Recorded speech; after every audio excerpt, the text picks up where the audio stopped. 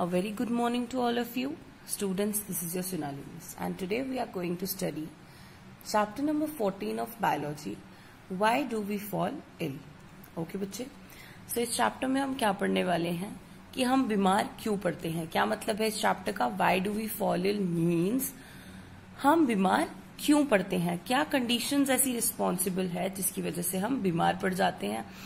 Okay तो हम ये सब इस चैप्टर में स्टडी करने वाले हैं. सो लेट्स स्टार्ट. अब चैप्टर स्टार्ट करने से पहले आपको पता होना चाहिए हम इस चैप्टर में क्या क्या पढ़ेंगे.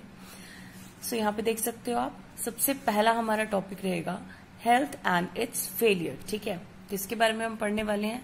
हेल्थ के बारे में, कि हेल्थ क्या होती है, और इट्स फेलियर मीन्स कि हेल्थ इश्यूज जो है उसके बारे में पढ़ेंगे. ठीक है, हेल्थ में क्या हमारे पास आपके ऐसी प्रॉब्लम्स आ जाती हैं जिसकी वजह से आप अनहेल्दी हो जाओगे, उसके कॉजेज के बारे में पढ़ेंगे. समझ आ रही है? तो हम हेल्थ के बारे में, उसकी फेलियर के बारे में. इट्स फेलियर मीन्स कि हेल्थ इश्यूज जो हैं आपके, उसके बारे में हम डिस्कस करने वाले हैं यहाँ पे कि हेल्थ में आपको क्या प्रॉब्लम आ सकती है. क्लियर? क्या पढ़ेंगे हम कि हेल्थ होता क्या है एंड इसके फेलियर के बारे में पढ़ेंगे. Means health issues. ओके, कि जो भी आपकी हेल्थ में प्रॉब्लम आ रही है. क्लियर बच्चे? नाउ उसके बाद हम डिस्कस करने वाले हैं डिजीज एंड इट्स कॉजेज, कि डिजीज क्या होता है और कैसे होता है. ठीक है, कि अलग अलग डिजीजेस के बारे में पढ़ेंगे कि डिजीज ऑकर कैसे करते हैं और क्या रीजंस रिस्पॉन्सिबल हैं फॉर देयर कॉज. ओके, जो हमारे पास वो क्या करते हैं, किसको इफेक्ट करते हैं डिजीज, हमारी हेल्थ को, ये हम डिस्कस करेंगे. देन टाइप्स ऑफ डिजीजेस के बारे में हम पढ़ने वाले हैं कि कितने तरह के डिजीजेस होते हैं. ओके, तो फिर उसके बाद हम डिस्कस करेंगे इन्फेक्शियस डिजीजेस के बारे में, जो इन्फेक्शंस की वजह से कॉज होते हैं. ठीक है, तो इन्फेक्शियस डिजीजेस में हम क्या डिस्कस करने वाले हैं? इन्फेक्शन एजेंट्स के बारे में, कि कैसे जो इन्फेक्शन एजेंट्स हैं वो डिजीज कॉज करते हैं, वेरियस इन्फेक्शियस डिजीजेस कॉज करते हैं. देन उसके बाद हम डिस्कस करेंगे means of spread of infectious diseases. ठीक है, कि किस तरीके से जो आपके इन्फेक्शियस डिजीजेस हैं वो स्प्रेड होते हैं. ओके, कि किस तरीके से आपके जो इन्फेक्शियस डिजीजेस हैं वो स्प्रेड होंगे. ओके बच्चे, देन हम सिम्टम्स के बारे में पढ़ेंगे कि जब किसी को डिजीज हो जाए तो क्या सिम्टम्स देखने को मिलते हैं जिससे आपको लगेगा कि इसको डिजीज है, इस पर्टिकुलर पर्सन को. Clear? Then principle of treatment. अब जब डिजीज होगी तो उसकी ट्रीटमेंट भी करनी पड़ेगी. अगर उसको अनट्रीटेड रखेंगे तो क्या होगा? बहुत ज्यादा वर्स कंडीशन हो जाएगी, even it leads to death. तो इसलिए it is really important to treat that disease. Principle of treatment के बारे में पढ़ेंगे कि कैसे हम ट्रीट करते हैं डिजीजेस को. ओके, कैसे हम ठीक करते हैं. देन हम फिर डिस्कस करने वाले हैं principle of prevention of diseases. Okay, कि कैसे हम जब डिजीज होने से पहले ही प्रिवेंट कर सकते हैं कि डिजीज ना हो. ओके, क्या प्रिवेंशन मेजर्स हैं जो हमें लेने पड़ेंगे ताकि हमें डिजीज ना हो. ओके बच्चे, देन हम वैक्सीनेशन के बारे में पढ़ेंगे कि ट्रीटमेंट में हम वैक्सीनेशन यूज करते हैं जो कि डिजीजेस ना हो, पहले ही उसकी प्रिवेंशन हो जाए, तो उसके बारे में भी हम डिस्कस करेंगे. देन उसके बाद हम पढ़ने वाले हैं एग्जाम्पल्स ऑफ डिजीजेस के बारे में which is cause due to infection by microorganisms. अब अलग अलग डिजीजेस के बारे में पढ़ेंगे जो इन्फेक्शन से होती हैं बाय डिफरेंट माइक्रो ऑर्गेनिजम्स, जिनके लिए अलग अलग माइक्रो ऑर्गेनिजम्स रिस्पॉन्सिबल हैं फॉर कॉजिंग डिजीजेस. हम उन डिजीजेस की एग्जाम्पल्स भी डिस्कस करने वाले हैं इस चैप्टर में. आई होप बच्चे आपको क्लियर हो गया होगा कि हम इस चैप्टर में क्या क्या डिस्कस करने वाले हैं. ओके बच्चे, so let's start. So students, here is your chapter why do we fall ill. Okay, हम बीमार क्यों पड़ते हैं. Clear? So first of all we are having this activity, so we have to discuss this. What does it mean? We have all heard of the earthquakes in Latur, Bhuj, Kashmir, etc. or the cyclones that attack the coastal regions. Think of as many as different ways as possible in which people's health would be affected by such a disaster if it took place in our neighborhood. Okay. तो इधर क्या बताया गया है आपको कि लतुर, भुज और कश्मीर में जो अर्थक्वेक्स आते हैं और जो साइक्लोन्स आते हैं जो हमारे पास कोस्टल रीजन्स को अटैक करते हैं, उनके बारे में तो हम सबने सुना है. तो आप क्या ऐसे सोच सकते हो कि अगर ऐसा कोई डिजास्टर जैसे अर्थक्वेक है या साइक्लोन है ये आपके नेबरहुड में आ जाए तो कैसे लोगों की हेल्थ जो है वो इस वजह से इफेक्ट होगी अगर हमारे नेबरहुड में ऐसा कोई जो डिजास्टर है वो आ जाए तो. Okay, How many of these ways we can think of our events that would occur when the disaster is actually happening? कि क्या क्या होगा, क्या इफेक्ट पड़ेगा लोगों की हेल्थ पे, ठीक है, अगर ये हमारे पास एक्चुअली होगा, ये कोई भी डिजास्टर हमारे नेबरहुड में. ओके, क्या इफेक्ट पड़ेंगे लोगों पे, वो सब हमने सोचना है. How many of these health related events would happen long after the actual disaster but would still be because of the disaster? कि कितने जो आपके पास इफेक्ट है इस डिजास्टर के बाद पड़ेंगे लोगों पे, और ठीक कब तक हमारे पास ये इफेक्ट जो है डिजास्टर का रहेगा उसके खत्म होने के बाद भी, ये भी हमने सोचना है.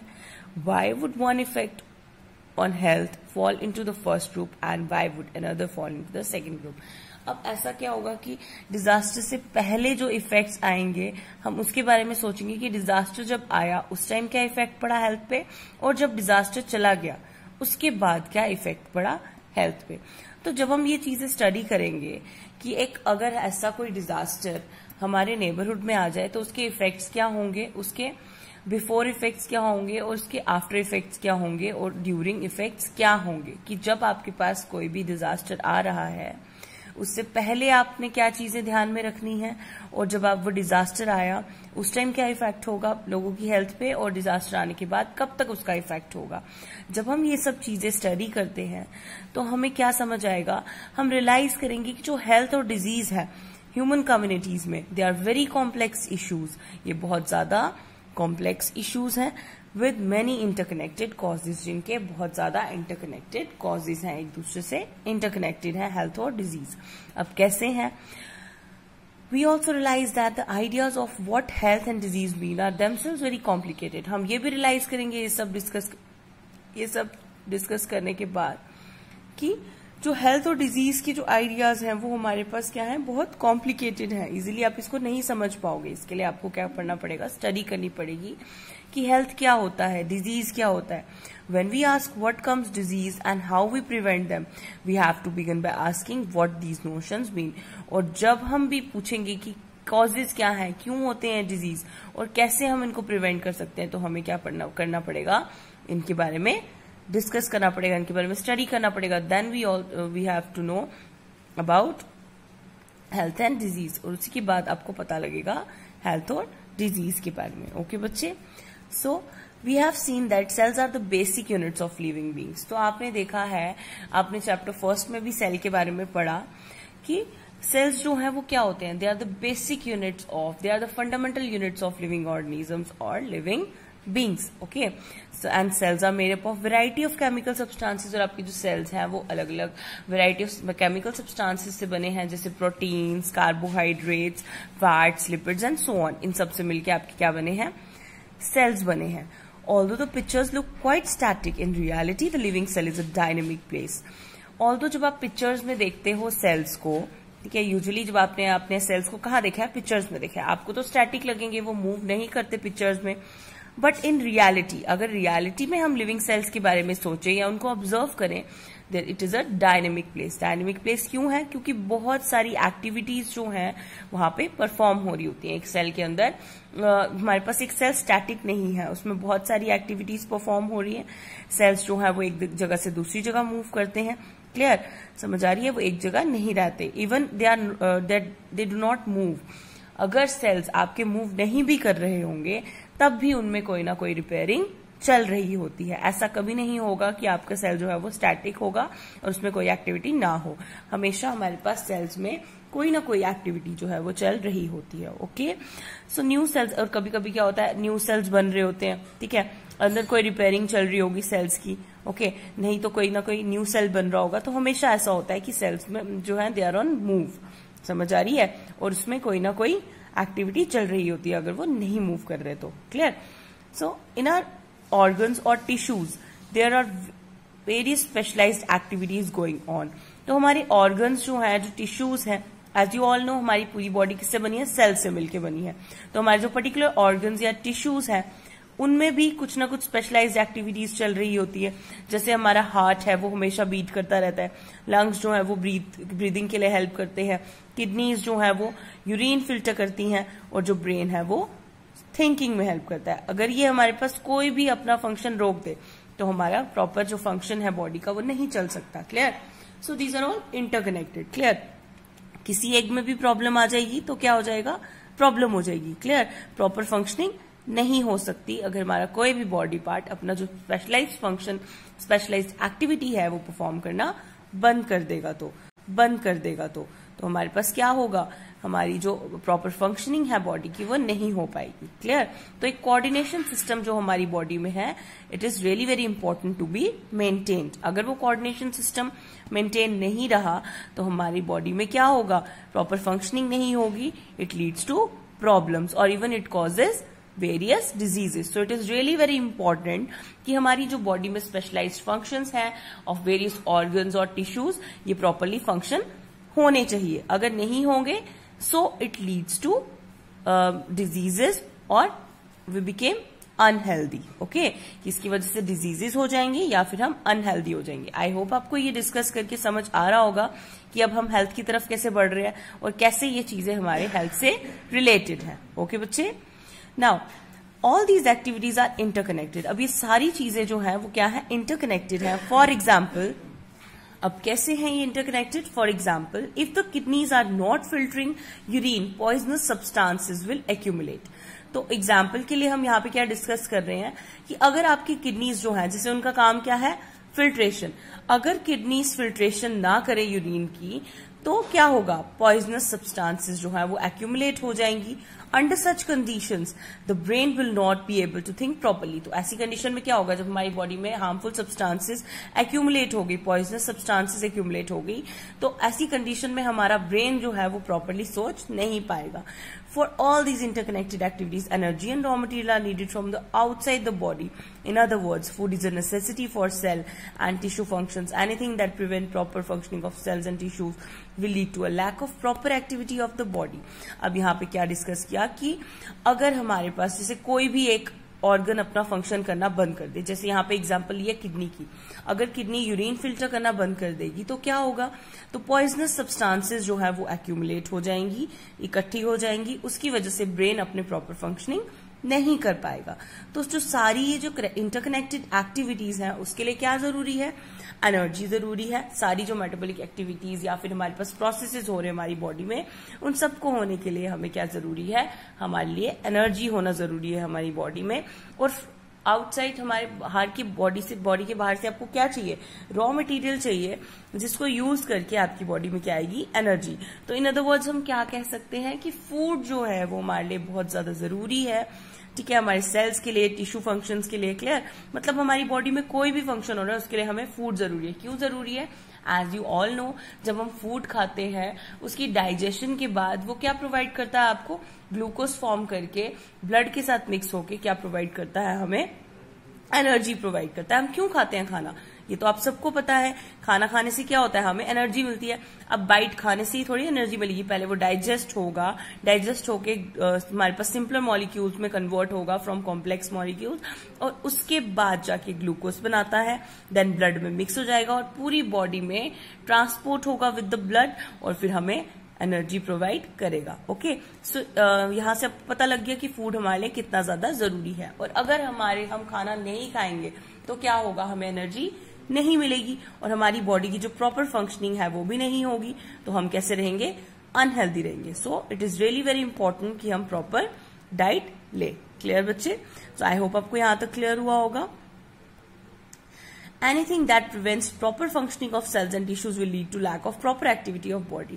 तो कोई भी चीज हमारी सेल्स या टिश्यूज की प्रॉपर फंक्शनिंग को रोक सकता है अगर हमारे पास क्या होगा, प्रॉपर एक्टिविटी जो है हमारी बॉडी की नहीं होगी। क्लियर? कहने का मतलब क्या है यहाँ पे, अगर आप प्रॉपर क्या डाइट नहीं लोगे तो उसकी वजह से आपके सेल्स और टिश्यूज की फंक्शनिंग है वो रुक जाएगी और उसके बाद आपकी जो बॉडी में हमारे पास प्रॉपर एक्टिविटी है वो भी नहीं हो पाएगी। क्लियर? तो इसलिए फूड जो है वो बहुत ज्यादा जरूरी है।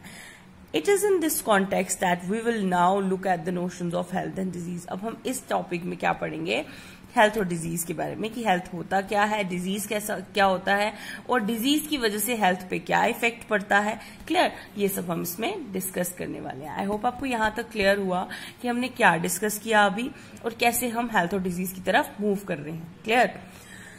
So the significance of health, first of all before studying this हमें हेल्थ के बारे में पढ़ना है कि हेल्थ होती क्या है. Health is the state of being healthy socially, mentally and physically. Okay, वो ऐसी स्टेट है जिसमें आप क्या सोशली, मेंटली और फिजिकली कंप्लीटली हेल्दी होगे, कंप्लीटली वेल बीइंग होगे. ठीक है, हम ऐसे बोल सकते हैं अ state of being well socially, mentally and physically means कि आप ठीक हो बिल्कुल, सोशली भी आपका नेचर भी बिल्कुल पॉजिटिव है, कोई इसमें नेगेटिव थॉट नहीं है. उसके बाद आप फिजिकली बिल्कुल स्ट्रांग हो, कोई आपको कोई प्रॉब्लम नहीं है, फिजिकली आप बिल्कुल वेल हो. उसके बाद मेंटली आपको कोई प्रॉब्लम नहीं है, कोई स्ट्रेस नहीं है. अगर ये तीन चीजें हों, अगर हमारे पास एक पर्सन जो है सोशली, मेंटली और फिजिकली वेल बीइंग है, तो हम कह सकते हैं वो क्या है, एक हेल्दी पर्सन है. जरूरी नहीं है सिर्फ डिजीजेस ही ऐसी हैं, बीमारियां ही हैं जो एक इंसान को बीमार करती हैं. He has to be physically, mentally and socially fit. Okay, उसको ये तीनों चीजें जो है कंडीशंस रिक्वायर्ड है उसके हेल्दी होने के लिए. ओके बच्चे, सो आई होप आपको यहां तक क्लियर हुआ होगा कि हेल्थ क्या होता है. Now let's study the significance of health. अब इम्पोर्टेंस ऑफ हेल्थ जो है वो क्यों जरूरी है हेल्थ हमारे पास, वो हम डिस्कस करेंगे. We have heard the word health used quite frequently all around us. अब हमने जो वर्ड हेल्थ है वो अपने अराउंड बार बार यूज होते सुना है. ठीक है, अपने अराउंड कैसे, जैसे we use it ourselves as well. When we say things like my grandmother's health is not good, our teachers use it when they scold us saying this is not a healthy attitude. What does the word health mean? अब हमने अपने around तो बहुत बार health word सुना है, जैसे हम बोलते हैं my grandmother's health is not good. Okay, teachers जब यूज करते हैं this is not a healthy attitude. Fine, तो इस हेल्थ का मतलब है क्या, वो मैंने अभी आपको बताया कि हेल्थ का मतलब क्या होता है, a state of being healthy socially, mentally and physically, और a state of socially, mentally and physically well being. Clear? So अब यहाँ पे हम डिस्कस करेंगे, if we think about it we realize that it always implies the idea of being well. और अगर हम यहाँ पे ध्यान से इसको ये सब डिस्कस करें तो हम क्या रियलाइज करेंगे कि ऑलवेज इसका आइडिया क्या होता है, मतलब किस चीज की तरफ ये हमारे पास कन्वे करता है word health. It implies the idea of being well. वो क्या, कौन सा, मतलब क्या बताता है किसके बारे में, कि क्या रहना है, ठीक रहना है. We can think of this well being as effective functioning. और हम सोच सकते हैं कि ये जो ठीक रहना है हमारे पास, वेल बीइंग का मतलब क्या है, इसकी एक इफेक्टिव फंक्शनिंग है. For our grand mothers being able to go out to the market और to visit neighbours is being well. Means कि हमारी ग्रैंड मदर्स के लिए कि अगर वो बाहर जा सकते हैं मार्केट तक, नेबर्स को विजिट कर सकते हैं, इसका मतलब वो क्या है, वो ठीक है, उनको कोई प्रॉब्लम नहीं है. And non being able to do such things is poor health. और अगर वो ऐसा ना कर पाए, ठीक है, जैसे हमारे ग्रैंड पेरेंट्स हैं, अगर वो मूव नहीं कर पा रहे, ठीक है, अपने घर से बाहर नहीं जा पा रहे हैं, it means they are unhealthy, या उनकी हेल्थ ठीक नहीं है. अगर ये चीजें वो ना कर पाए, बाहर मार्केट ना जा पाए या अपने नेबर्स को विजिट नहीं कर पाए, it means they are not well because of their poor health, कि उनकी हेल्थ ठीक नहीं है, वो ये सब नहीं कर सकते. और अगर ये सब चीजें वो कर पा रहे हैं, it means they are well. Clear, समझ आ रही है? It means they are healthy, कि अब मतलब ये सारी कंडीशन जो भी हमारे पास है ये फॉलो कर पा रहे हैं. अगर नहीं होगा ऐसा, अपने जो डे टू डे जो लाइफ के वर्क है वो नहीं कर पा रहे, it means they are not well. तो यहां से आपको एक चीज तो समझ आ रही होगी कि अगर हम हेल्दी होंगे तो हम हर एक चीज परफॉर्म कर सकते हैं. समझ आ रही है? आइदर जैसे आप कोई भी काम कर सकते हो, अगर आप बीमार होगे, इफ यू आर अनहेल्दी, तो आप कुछ भी नहीं कर पाओगे, आपका कुछ भी करने का मन नहीं करेगा.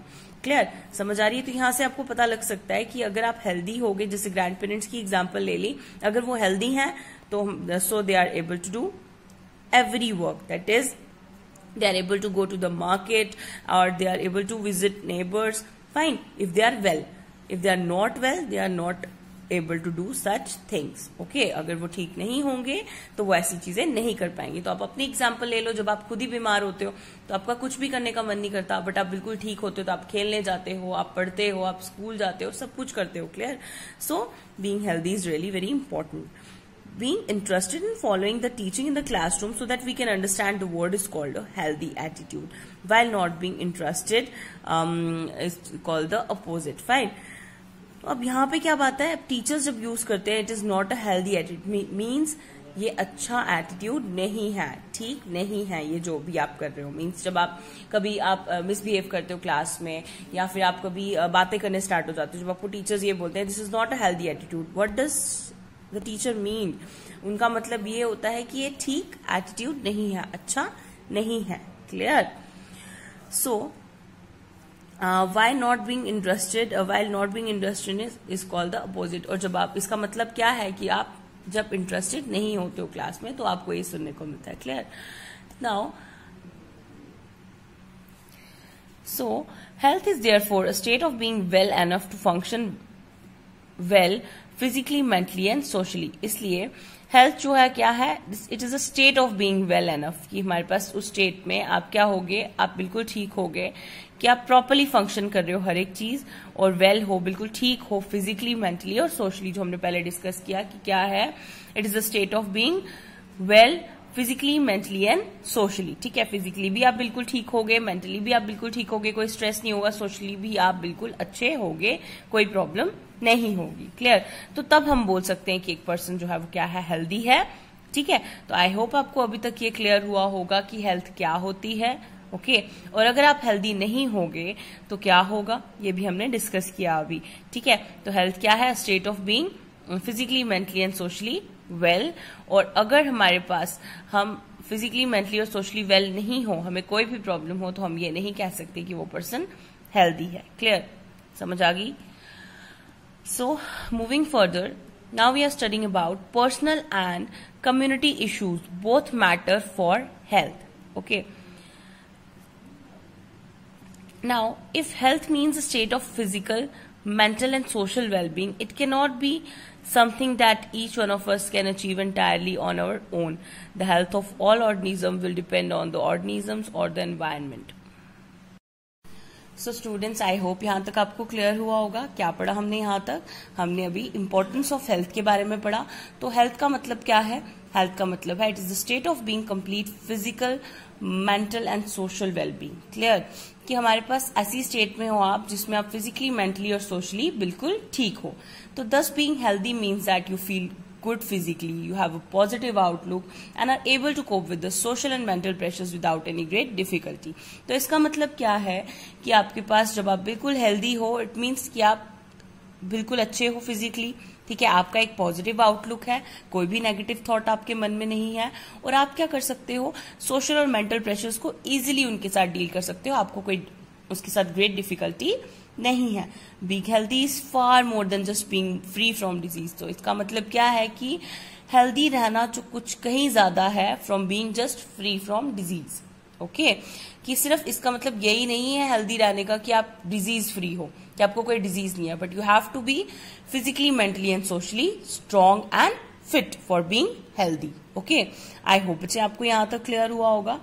So for keeping a healthy life cycle, a person needs to have a balanced and varied diet। तो आपको भी पता है एक हेल्दी लाइफ साइकिल के लिए आपको क्या करना है, एक बैलेंस्ड और वेरीड डाइट लेना बहुत ज्यादा जरूरी है। बैलेंस्ड डाइट लेना जरूरी है आपके लिए एक्सरसाइज करना जरूरी है, एक प्रॉपर आप जगह पे रहते हो ये आपके लिए बहुत ज्यादा जरूरी है, और एक एनफ स्लीप ले रहे हो कि आप प्रॉपर सो रहे हो। हर एक चीज हमारी लाइफ के लिए बहुत ज्यादा इंपॉर्टेंट है। Clear? So in addition good hygiene tends to reduce the chances of infection. तो इन एडिशन हम एक चीज और पढ़ सकते हैं क्या, कि एक अच्छी हेल्थ के लिए हमें हाइजीन मेंटेन करना बहुत ज्यादा इंपॉर्टेंट है। हाइजीन मीन्स साफ सफाई रखना, अपने आसपास सैनिटेशन रखना। ठीक है, हाइजीनिक खाना खाना मीन्स बिल्कुल साफ सुथरा, कोई आपने इन्फेक्शियस जो हमारे पास फूड है वो नहीं खाना है। अगर आपको पता है अनकवर्ड फूड है बहुत देर तक आप उसको नहीं खाओगे। ठीक है, तो बहुत सारी मेजर जो पहले भी आपको बच्चा डिस्कस की होंगी आपके साथ, आपकी जो आप क्लासेस पढ़ी हैं आपने, ठीक है, उसमें भी बहुत सारी डिजीज के बारे में जो आपने पढ़ा होगा, तो आपको बताया गया है वहां पे कि अनकवर्ड फूड नहीं खाना चाहिए। ठीक है, फूड को गर्म करके खाना चाहिए। समझ आ रही है? तो ऐसी ऐसी चीजें, तो फ्लाइज अगर मॉस्किटोज वगैरह अगर उस पर हमारे पास फूड पे हैं तो हम वो फूड बिल्कुल नहीं खाएंगे। समझ आ रही है? तो हाइजीन मेंटेन करके अगर आप जो अपना फूड है वो लोगे, ठीक है, हाइजीनिक फूड लोगे, हाइजीनिक कंडीशंस में अगर आप रहोगे, तो आपके जो चांसेस है इन्फेक्शन के वो बहुत ज्यादा कम हो जाते हैं। Clear? So to most of us the word disease means that something is wrong with our body. Okay, तो बहुत सारे लोग हम ऐसा सोचते हैं कि जब डिजीज की बात करें कि हमारी बॉडी के साथ कुछ चीज रॉन्ग हो गई है और हम क्या कर रहे हैं, बहुत ज्यादा अनवेल फील कर रहे हैं, हम बहुत ज्यादा लो फील कर रहे हैं। तो डिजीज का मतलब है क्या actually? It usually means due to malfunction of the body, कोई ना कोई कमी हो जाती है बॉडी में, उस वजह से हमें कोई बीमारी लग जाएगी। ठीक है, अब ये भी हमारे पास डिपेंड करता है कि टाइप कौन सी है डिजीज की। क्लियर, कुछ तो माल फंक्शनिंग की वजह से होंगी, कुछ वेरियस माइक्रो ऑर्गेनिजम्स की वजह से होंगी। ठीक है, तो हमारे पास यहाँ पे भी टाइप्स आ जाती है डिजीजेस की, तो हम आगे डिस्कस करेंगे। और जब हमारे पास हमारे जो सिम्टम्स हैं, जैसे हम बीमार हो जाते हैं, ठीक है, जैसे आप एग्जांपल ले लो कॉमन कोल्ड की, तो जब आपको क्या होगा, स्नीजिंग होगी, उसके बाद आपका नोज, रनिंग नोज होगा, ठीक है, आपको हेडेक होती है, जो भी प्रॉब्लम्स होती हैं आपकी कॉमन कोल्ड में, जब आपको इसके सिम्टम्स दिखाई देते हैं तभी आप बोलते हो कि भाई आपको कोल्ड हो गया है। वैसे ही जब आपके सिम्टम्स डॉक्टर्स देखते हैं, उससे वो डायग्नोज करते हैं कि आपको क्या प्रॉब्लम है। क्लियर, तो वो हमारे पास एक डिजीज, हमारे पास डिजीज क्या है, it is due to malfunctioning of the body और due to some microorganism. तो ये भी हम आगे डिस्कस करेंगे। आई होप बच्चे अभी आज के लेक्चर में आपको ये क्लियर हो गया होगा कि हेल्थ और डिजीज जो है वो कैसे एसोसिएटेड है, कैसे हम अनहेल्दी हो जाते हैं बिकॉज ऑफ डिजीजेस, और हेल्दी रहने के लिए क्या कंडीशंस एसेंशियल है। तो ये सब हमने डिस्कस किया। आई होप आपको यहाँ तक क्लियर हुआ होगा। रेस्ट हम अपने नेक्स्ट लेक्चर में डिस्कस करेंगे, और अगर आपको कोई भी क्वेरी या डाउट है तो आप डिस्कस कर सकते हो। Thank you students, have a nice day.